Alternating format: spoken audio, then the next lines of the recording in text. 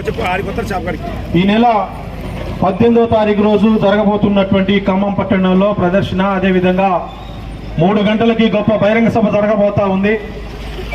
దాంట్లో భాగంగా 5 రోజుల క్రితం సత్తుపల్లిలో ప్రారంభమైనటువంటి మన పార్టీ జాత, దీనికి నాయకత్వం వహిస్తున్నటువంటి జిల్లా పార్టీ సహాయ కార్యదర్శి జితేందర్ రెడ్డి గారు, జిల్లా పార్టీ కార్యవర్గ సభ్యులు సింగి నరసింహరావు గారు, జిల్లా పార్టీ కార్యవర్గ సభ్యురాలు సీతా మహాలక్ష్మి గారు మరి తదితరులు నాయకత్వం వహిస్తా ఉన్నారు.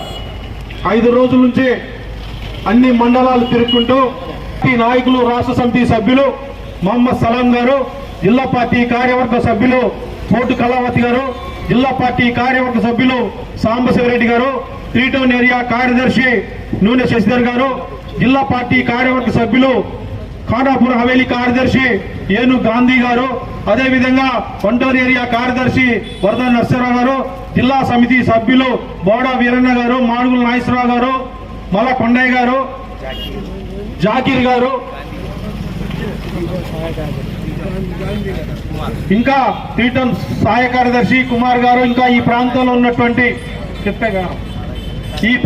ఉన్నటువంటి నాయకులు, మన జిల్లా పార్టీ నాయకులందరూ ఈ కార్యక్రమంలో పాల్గొన్నందుకు ముందుగా మీ అందరికీ హృదయపూర్వకంగా విప్లవాభివందనాలు తెలియజేస్తా ఉన్నా. 18వ తారీఖులో జరగబోయేటటువంటి మహా ప్రదర్శన, బహిరంగ సభ